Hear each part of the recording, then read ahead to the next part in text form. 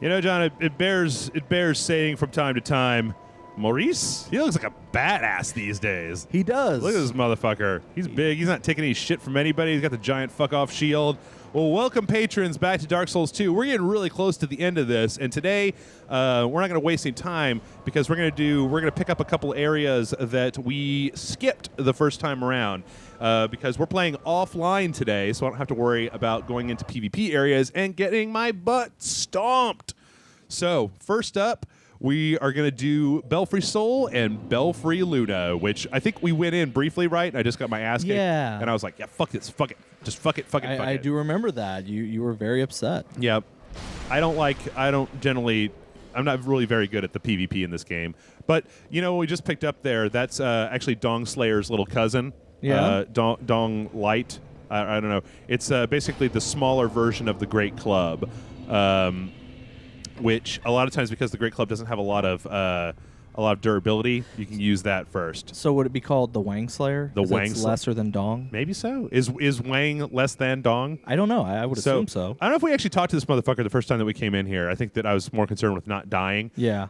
But this guy is crazy, and it should also be noted that this episode is going to have a lot of little people in it. So, ooh, tiny hands. Yes.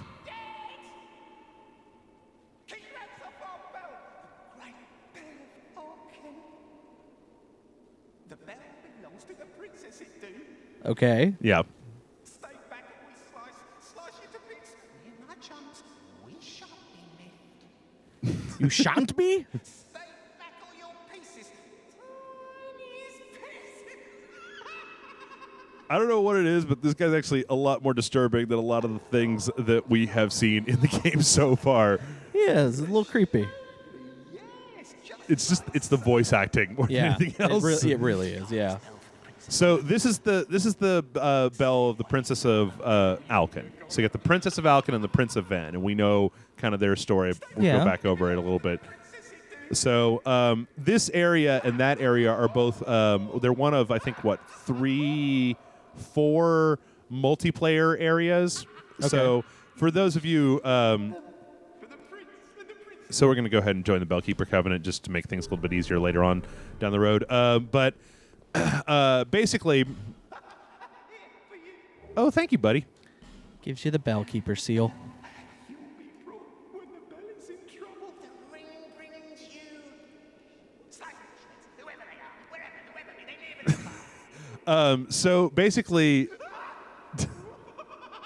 there was a prince and a princess that had forbidden love, and they couldn't be together, but they built these bell towers as kind of like expressions of their love, and then There's they a lot of dead midgets.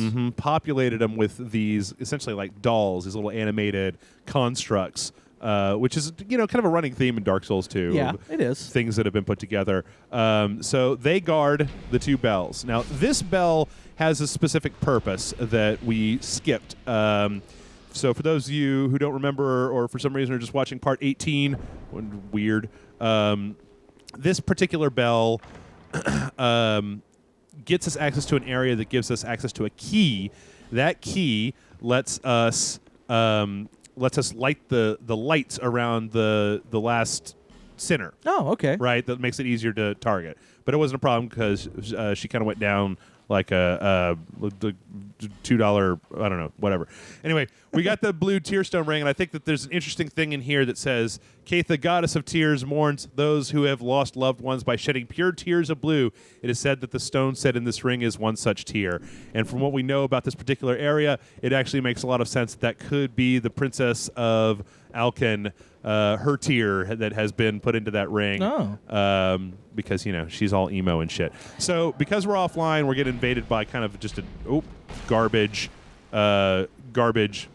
computer. God damn. Yeah, these little guys, they hit really hard. Yeah, they do. And there's actually, so I was listening to, because I don't get enough Dark Souls in my life, John. You listen to Dark Souls podcast? There's a podcast from these 2 guys called The Dark Souls 2, where they basically go through all the areas of Dark Souls 2, and they kind of go into they go in a lot more depth than we do about what all is in there. And one of the things they took on one day was, why are the Bellkeeper's black phantoms. Why are they like black like that, right? Yeah. Because we see a few of them that are not, right? But the ones that we normally see have this kind of black sheen on them. And what the... Oh, God damn it. And what is that all about? And one of the things that they said was conjecture from online is that these guys that you're seeing are actually not here. They've essentially been summoned from other belfry, right? Yeah, that makes sense. So that God, jeez, no! Oh, crap! They swarm you. Yeah, Like little things that swarm. Yeah.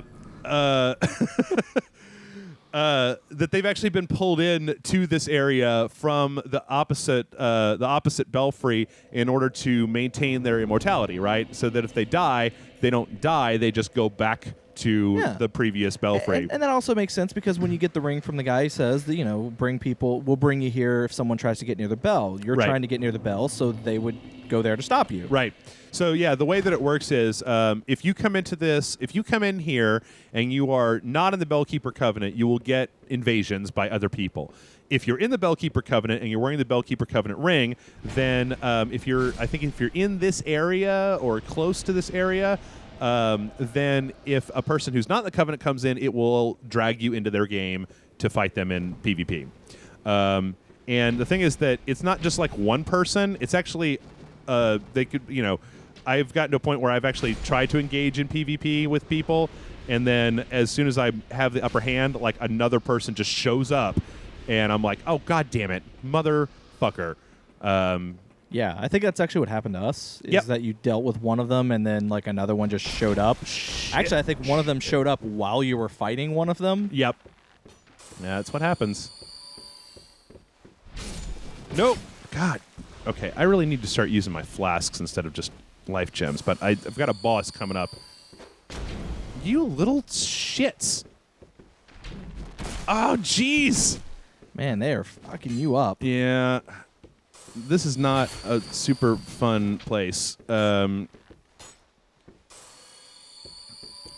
these little guys, I mean, you're about to see when we face the boss of this area, like the fact that these guys, okay, so right now with the Morning Star that I've got, right? Yeah. The bosses of this area, it's a multi-boss encounter, right? So there's a bunch of different ones. Yeah. Though each one of those, the versions of the boss that we're about to fight, takes about 3 hits with this weapon for me to destroy. These motherfuckers take 2, and 0.1 hits to kill. I'm just like, how the fuck are you guys as powerful as the boss to this area? You little jerks. Yeesh. All right, I think I got it this time. I think, yeah, definitely, because you only got 2 left.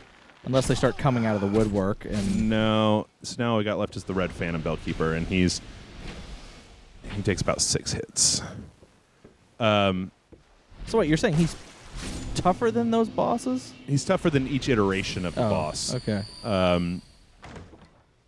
This one's actually the hardest because you get into this area where it's hard to avoid fighting a whole bunch of them all at the same time. As opposed to later on when you end up just fighting one. So Yeah, that's a ring good the point. bell, or you even fight just a couple of them at the same time. So you ring the bell, and then you come down here, and if you go fast enough, let's get down there, you can actually see this door open up. Oh, nice. And it's boss time. So this is the garbage boss. I told you we're going to have 2 this week. This one is the crap-ass one because these are the gargoyles. Now, we saw one of them, like, kind of jump down before. Yeah. And the reason I don't like these guys all that much is because in Dark Souls 1, you remember, I don't actually know if we did it on the show. Oh, God, fuck you, man. But, damn it. This is way more problems than I have with these assholes when I was practicing.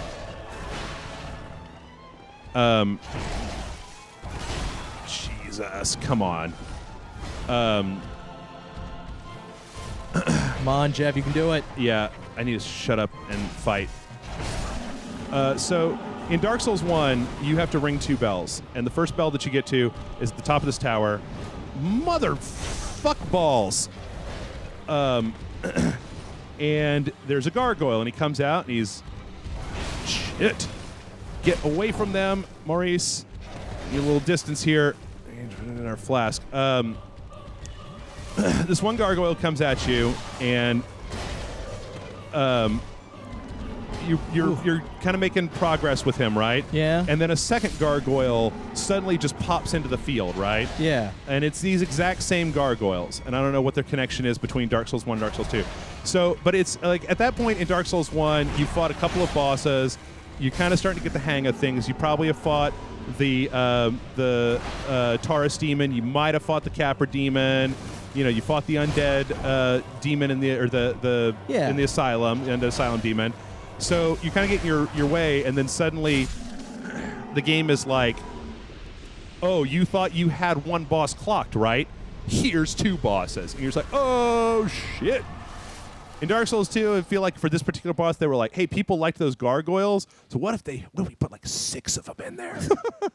So here we go. Elaborate stone statue on the belfry mysteriously came to life. Use a special soul of this living statue to acquire blah, blah, blah, blah, blah. So it doesn't really tell you a whole lot. Was there something off to the side back there?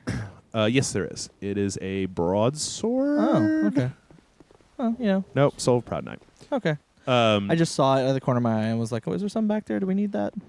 We don't really need anything at this point, but we're going to pick it all up anyway. Sweet. So, yeah, I feel like this particular boss fight was a little bit of... it was kind of stupid. Like, there isn't really a whole lot of... there's not really a great reason that they ever talk about why the fuck are there 6 of these instead of 2, and how are they here, and blah, blah, blah, blah. So...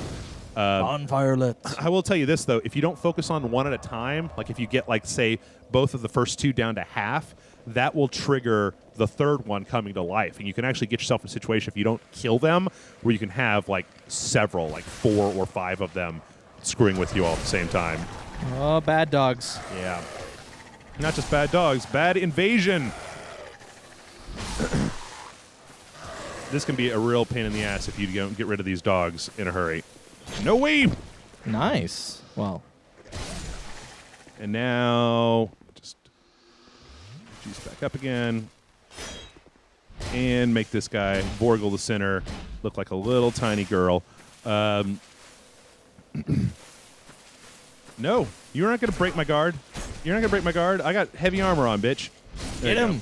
So the whole point of doing this was basically to get over here to get this key, the Bastille key, which opens up the little things on both sides of the Lost Center, so that you can light the torches, so that you're not fighting in darkness, so that you can maintain lock-on further in a boss that jumps all over the place. Okay. That's the only real reason, outside of doing PvP. Like, if you do PvP, like if you're part of the Bellkeeper Covenant and you win a battle with somebody, you actually get, I think it's like a chunk, like a Titanite chunk, which is, you know, pretty decent. So a lot of people will go into this area just to do PvP. Oh, okay. Because you get a lot out of it. All right, the second Belfry is Belfry Soul, which I believe we kind of like looked at when we were over here in the Old Iron Keep.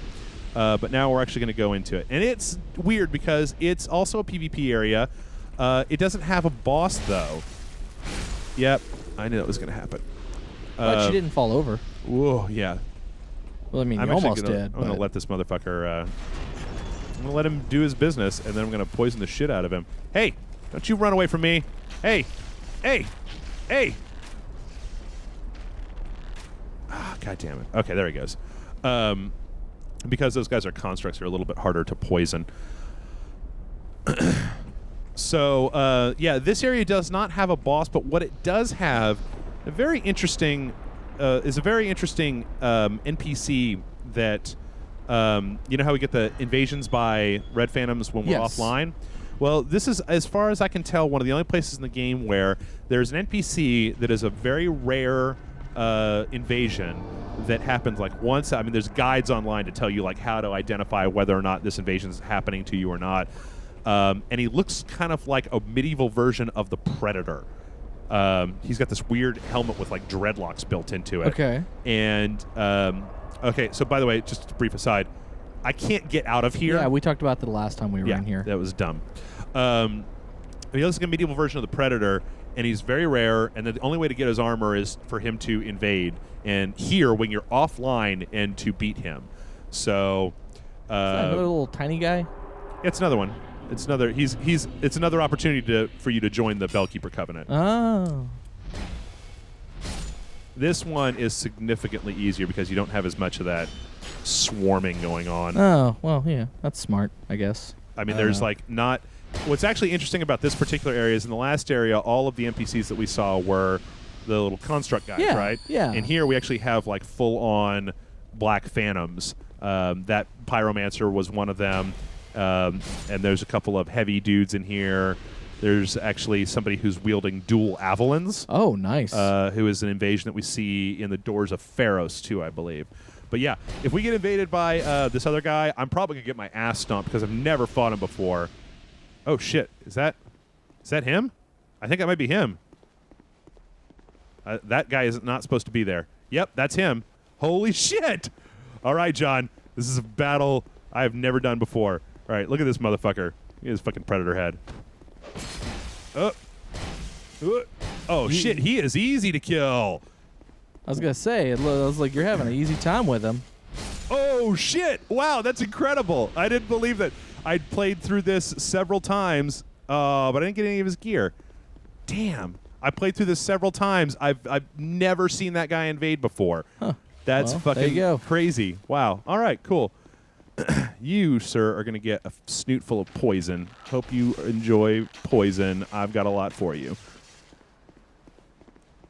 Crazy. I don't know why I didn't get his shit, though. You want that stuff? Yeah. Well, it's the sort of thing where it's like you've got to, like I said, there's guides online. There's people who put up just YouTube videos. They're just like, hey, look at this. It's awesome looking. Because it's got this crazy, like, skull face mask with the dreads coming off of it. And I forget, it's called the Berserker. I think it's called the Berserker set. It's supposed to be a pretty decent set. Never had it before.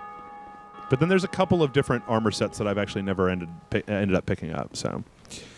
yeah, also, as far as ringing the bell here goes, I have no idea what the fuck it even does. I think it drops that ladder, doesn't it? Did it? Is that what it did? Okay, I wasn't looking. Or at least I thought I saw the ladder drop.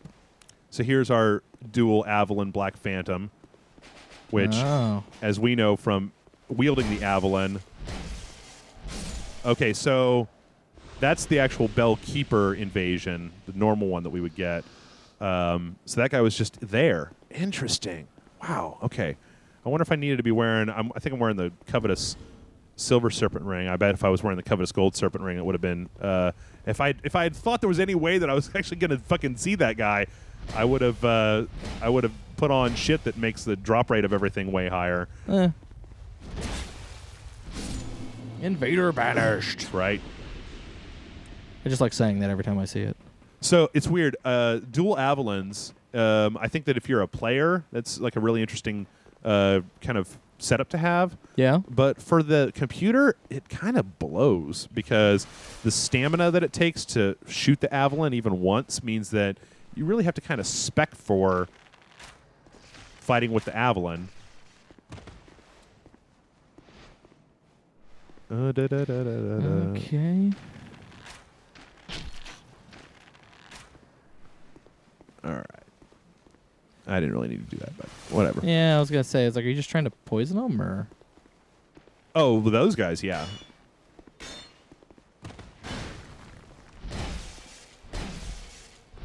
And these guys actually have the shields. Remember the guys down in the crypt that had the two pieces of the shield? No, it's it's easier to try to take these guys out ranged. Because going down there with two of them, you can get swarmed like we did at the top of the tower. So yeah, outside of a PvP arena, I mean, I guess this is a better PvP arena in that it's just a more wide open space. Yeah. So it gives people a little bit more room to maneuver. It's interesting, but it's not exactly... I mean, the only other thing is that because this belfry is in... Oh, now this is actually a really interesting pyromancy that we just picked up. Immolation. It says, pyromancy that creates a coating of flame, allowing the caster to incinerate nearby foes. Needless to say, this is a perilous spell that burns the caster while active. If a person is truly desirous of something, perhaps being set on fire does not seem so bad. Which I think is interesting when you put it in the context of the old Iron King. Yeah. All right, and then let's see. We're going to come around here, and this is going to lead us back over to the bonfire. And I think there's a... Yep, there it is. Secret here that has the Black Knight Greatsword, I believe, and then some various spells that we're not going to use. Black Knight Greatsword, and boom, boom, boom, boom. Protective Chime, and now that's actually an interesting shield, the one that we picked up, the Grand... Oh, yeah? Where was it? Grand Spirit Tree Shield. Oh, this is the one that I was thinking of. Yeah. This is a different shield. There's one shield in the game, and we might have already picked it up, that is actually also a chime. So Okay. it's a shield, but you can also use it to cast miracles with. Oh, that's neat. But it's not a very good shield. And you're just like, So, our third place that we're going to go today, because can I get a time check real fast? Right, plenty of time. All right, plenty of time. Is the Undead Purgatory. Now, I don't know if we talked about this when we were over here in the Huntsman's Copse, but this is kind of part of the whole mistreatment of the undead theme that goes on in this particular area. You might have mentioned the Undead Purgatory, but I don't think you went to much specifics on it. So, we know that this is a hunting ground, and we went this direction when we first went through here, but you can see there's this bridge that goes over to this building. Yes. Which is the Undead Purgatory. This is a place that the old Iron King, where apparently they had the undead hunts here. The Undead Purgatory is where the undead, apparently that were, I don't know, naughty, were sent. Okay. For some real, being hunted, that seems pretty bad. But over in the Undead Purgatory, there's way worse than that. Now, this place is guarded by these assholes, and I hate them. They have, I forget what their exact name is, but they have these man-catcher staffs that are that have dark on them. Yeah. Which means that when you first meet them, I'm way higher level than you should be. I mean, you should come here on your way to the Skeleton Lords, Yeah. right? Back when we were actually in here. Right. Before. But it's totally optional, so I don't normally come here. But these assholes, some of them have those man catchers, and then some of them also have this is right here. Bop, bop, bop, bop. The Notched Whip. Very effective against bare flesh, but not against enemies with armor or like protection. I think it has bleed damage on it, but we can actually see that there are two types of these kind of undead hunters. Ones are the ones with the man catchers, and then these guys over here have whips. Now, this is actually an interesting area because there's 4 of these assholes, and they're all standing on top of these things. If you run in, all 4 of them will come at you, and you will kind of be screwed. But if you just go ahead and hang back a little bit and just walk forward until you see each one of them, or if you have a bow, you can just pop them off here. Actually, no, I think I remember you Dicking with these guys? yeah. Well, there is a... Have you ever seen an enemy with a whip attack in the game? No. But I vaguely remember us doing something similar where it was one of those things where if you ran in, a bunch of people came out and then... Oh, well, there's a couple areas like that in here. I think here is just really insidious because these guys are a little bit difficult to deal with in groups. I could be wrong. I don't know if we went up here. I don't think we did. I mean, I think these guys have a really good design, though. I really like the way they look, the way they've been put together with their helmet and their fucking wraps, and they look very evil. Yes. As opposed to just this guy got corrupted by the darkness, or this is a midget. This is a little person. This is a little person. Yeah. So you got to be careful when you're going across this bridge, right? Because there are giant holes in it, and there have been a few times where I managed to get through those guys without screwing myself up or anything, and then also since we didn't come here, we missed what I believe is the last Sublime Bone Dust, which is the ups our Estus flasks to 5 instead of 4. Now, this guy, I mean, you know, we just had some enemies that are similar. This guy's a little bit more insidious than them. He's faster. Jesus.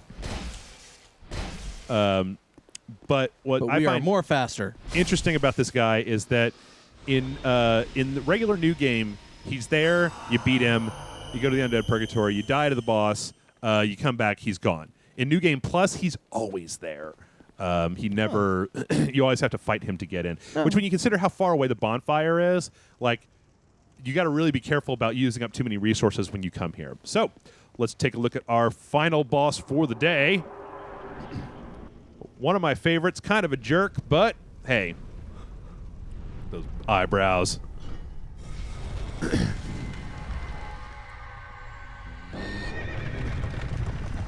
Oh, that guy's kind of a dick. The Executioner's Chariot. Roar! All right, so the Executioner's Chariot is a weird fight because it comes around in a circle and fucks up everything. Oh, shit. So, and in the meantime, there are skeletons everywhere, and there are necromancers in these little cubby holes. And the necromancers, as we know, will bring the skeletons back to life if we don't kill them. Well, Come yeah. on. Yeah, and then also that way that they can be brought back to life if that guy kills them. Right. That's what the necromancers, you know, they're there. They're strategically placed. I get it. So there's actually two. And strangely, I don't know how I knew, but I knew kind of what was going on in this particular area before I came in here. So Oh, yeah? I never, like, tried killing skeletons and then went, oh, God, why won't they stay dead? Oh, fuck. Oh, fuck. Oh, fuck. Oh, fuck. Oh, fuck. Okay. That was bad. Juice. Motherfucker. Got a little overzealous there. Yeah, I should just gone up 2. I need to remember you can only go 2. You gotta wait for him to come around and you go up another 2. All right. We'll go back up here in a, well, it'll take a few seconds, but. So in this time, John, I told you I would talk about this if we had a lull. And since I'm dying all the time, we do have a lull. So I got my Oculus last week. You got the Oculus. It's your thing. It's your new toy. My new baby. Yep. And I thought, like, okay, well, obviously the support isn't there, but it'd be interesting to play some Dark Souls 2, right, on the Oculus. So I started looking up, like, what that would take. And one of the things that you need to be able to do if you play a game on the Oculus is set your FOV in the game to 120, which, if you guys don't know what that is, it's your field of view. Most games, I'd say, what is it, like 40, 80, something like that, or 40 sometimes 80. It kind of just determines. It doesn't actually change like where your image is, but like I know that people who play competitive like multiplayer first-person shooters, like back in the old days, like with Quake, would set their FOV up like really wide so they could see more. It actually makes the screen look distorted when you're just looking at it on a monitor, but you can see further just because of the way that it's set up. Yeah. Well, I started looking around, and there are some mods that you can get on Dark Souls 2 that'll let you set the FOV to 120. Interesting. Unfortunately, that's also going to trigger VAC, the Valve anti-cheat stuff, because when you think about running PvP in Dark Souls, it's really important to have everybody have a similar field of view so you know what it is, you know, where to position yourself to be behind a person, how to hide from a person. So if you could set your FOV to something custom, technically you could cheat because you could have a better situational awareness of what's going on around you in PvP in Dark Souls 2. And the last thing that I need to do is get because when I have a friend who actually did some mods on Dark Souls 2 and got VAC banned. And when you get VAC banned, what happens is you get put into a server queue where you can only play with other people who are cheating. So you'll get invaded by people that are using mods where like they can't be hurt. Right? Or they have so much health that it doesn't matter because they've gone in with a hex editor and changed it. Jesus. So they'll just walk up to you. Like all their stats are just like 1,000,000, right? And what's the point even playing at that point? some people like playing with that stuff turned on. You know, some people enjoy cheats and hacks and stuff like that. It seems like it would be kind of worthless when you get put into a queue with other people. So I don't know. Well, I mean, I can totally get it, you know, playing other games where you're not playing with other people, like competitively. I can totally get playing, you know, putting on a god mode in a game or putting on infinite money cheats and things like that. Right. But, when you're playing something where you're playing with other people, I don't know. It seems like a... That just seems like I don't know. It's like, why even bother playing, why even, at that point, it's like, why even bother cheating against other people? Well, I mean, we just saw a story last week of, okay, I'm going to be real careful here. Did not need to do that, but I'm going to be real careful. A story last week of somebody who, I think it was on either one of the, it's got to be on one of the consoles, found a way to give themselves unlimited ammo in Destiny. Yeah, I think I vaguely remember that. What the fuck is even the point of that? Like, that just seems insane. All right, so here's our other necromancer. It's funny, in Dark Souls 1, the necromancers just looked more like pyromancers. Yeah. They just had like robes on, and that was it. All right. So now we have two choices. We can get out our bow, and every time the Executioner's Chariot comes around, we can shoot at it a little bit. But I prefer option number B, which is this one, which is awesome. You're like, yeah. Good luck with that, Burrow. Bam! What happened? What happened? Somebody closed the door? Oh, shit. So now you can actually see that the chariot was not... the skeleton that was there was not the chariot. The chariot is this double-headed horse. Which I actually think, like I was saying to you before, I feel like the gargoyle fight that we did is really kind of uninspired. It's just a copy-paste. This fight, on the other hand, I really like. Like, you've got the whole point of the chariot running around and the necromancers and the skeletons that respawn, and like there's a lot. You've got to like kind of look at it and figure out what's going on. There's a twist there with it turning out that the guy on the chariot that the horses are pulling is actually not the boss. It's actually the horses itself. Yep. So actually, we can take a look because that was. We're going to take a brief detour over just one other place real quick today, but let's see. Executioner's Chariot. So the Executioner's Chariot that holds control over the undead purgatory. The chariot was created only to torment the undead, and it took the form of a horrendous mad steed, a window into the soul of its master. Use special souls, blah, blah, blah, blah, blah, blah, blah, blah, blah. Interesting. So, there's actually another part to this story that we're going to see in just a moment. Ooh. But first, I promised you little people this week. You didn't need to. Well, that's just how it worked out. And here's our other little person. Titchy Gren, Master of the Covenant of Blood. Welcome. Who's very sedate. Do you have a lust? Especially compared to the other one. Mm-hmm. Do you have a lust for blood? Yeah! Yes. Yes, of course. Why else would you be here? Well, there was a horse. Do you give yourself the honor? Well, why not? Well, that's no fun. Go back home. Oh, did I? Okay, I think I accidentally hit the B button. Yes. Oh. Do you give yourself? Then you will need blood. Lots of it. Undead. Look, it needs to be like Fist of the North Star in this place. That's right. See, look, I just started on this wall. I needed to even it out. What do you say? This guy, he makes you hit the yes button like so many times. Like this is some kind of irrevocable choice that I can't just go back to the Blue Sentinels who are kind of the direct opposite of these guys and say, just kidding, I want to be back on you guys' team. I want to hear what you really think. Okay? Even after you join the Covenant, More than just a little blood. he makes you say, I want a lot of blood. Like he's kind of like what's the Flame Deer Flame guy, and this guy is just completely obsessed with blood.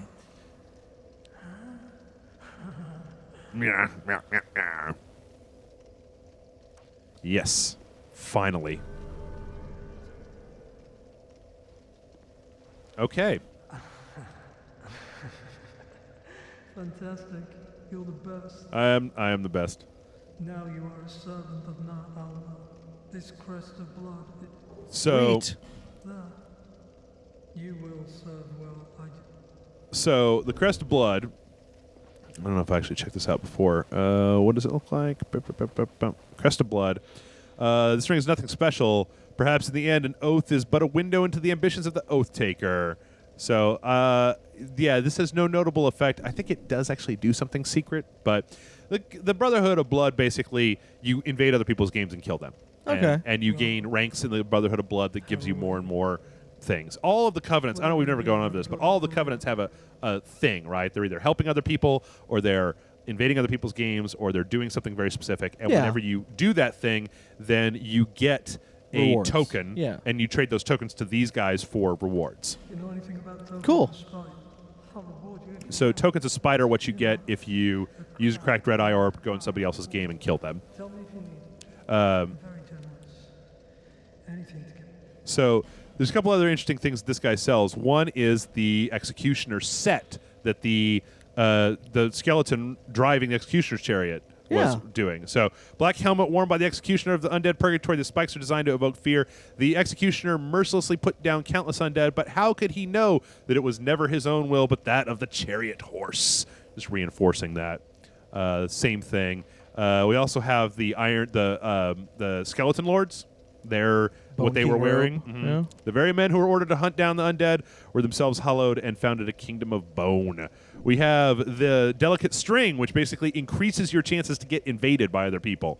Don't know why you'd want, but whatever. Red sign soapstone that you can use to do. You can leave a voluntary invasion sign to let other people summon you. Silver talisman, which I'm going to go to in just a second, and then some pyromancy. So. Silver Talisman is interesting. It's actually the same as there's a spell that does the same thing, and it's very specifically for for fighting other people. When you use it, it turns you into something that you would find in this particular environment. So in this case, We are a vase. it's a pot. So imagine somebody else invaded your game, and I was sitting here, and they ran by, and they were like, "Oh, it's just a pot." And they didn't see me. It's a way that you can actually hide from people in PvP. It doesn't work on the computer. The computer just fucking fucks off. But yeah, and then you can be like, "Bam, motherfucker, got you." Nice. There's actually a spell that does that as well. So while we're filling in bonfires, there's one more back over here in the Giants forest or whatever that is kind of garbage. But since we've got what's the time look like over there? Forest of Fallen Giants. Okay, so yeah, this will take just a second, and then we'll be done. There's one really interesting thing that's over here. Now, this is actually interesting in that the this particular area. Oop, shit. Fucking level 1 asshole. This particular area, right? We never went through this door. You remember where we are, right? This goes over to that big tree branch that goes up, and then here we had the last giant and all that stuff over there. Well, this area was where they did a lot of the demos for Dark Souls 2 originally, and it was when the darkness mechanic was much more prevalent. So when you went down here, you couldn't see anything. It was all dark completely. I played this part at E3. Not only that, but this particular area had some exploding barrels on it, like that other area up before, and you could actually blow this wall up to make a shortcut. Totally gone. But yeah, if you were in here and you didn't have a torch lit, you could not see anything at all. Getting attacked by a Ninja Turtle. Yep. Also, after fighting the real version of these assholes, these guys are really just a pain in the ass. So what you could do is they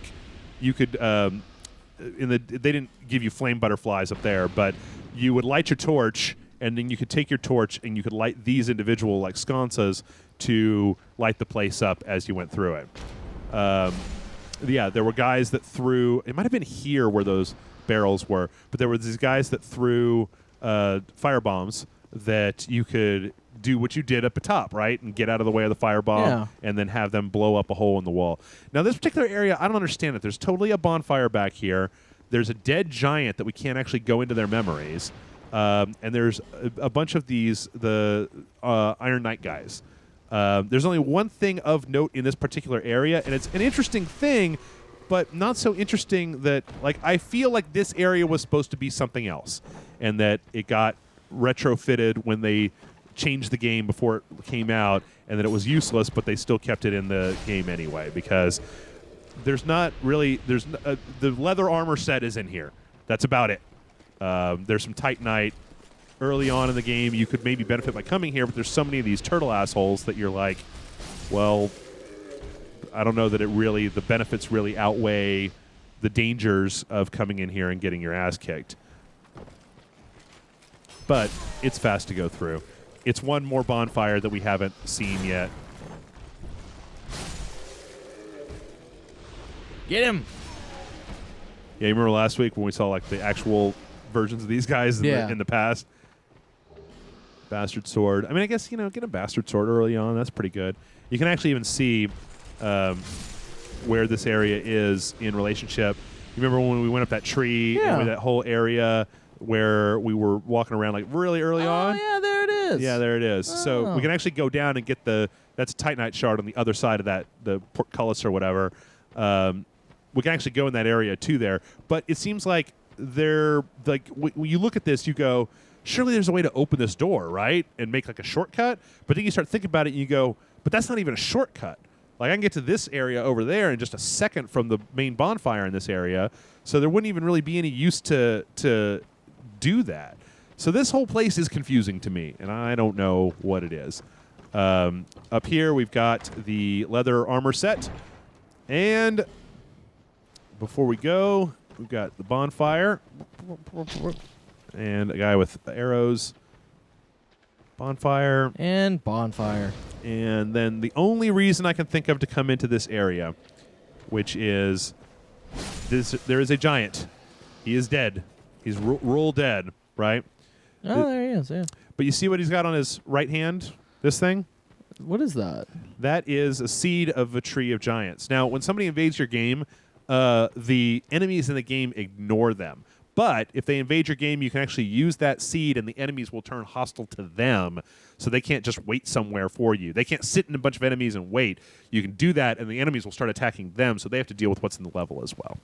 Other than that, though, giant rests in peace. Every so often he'll regrow another one of those seeds. Oh, okay. That's the only reason I can think of for this location to exist. Oh, there you go. So at that, we're going to be done. And next week, I hope you all like rodents, because next week our theme is going to be Rodentia, and then we might even just finish up the whole game next week. I don't know, because I want to take a few months to get my head wrapped around the DLC, and then we'll come back to that later. So until then, Okay. thank you, patrons, and we will see you later!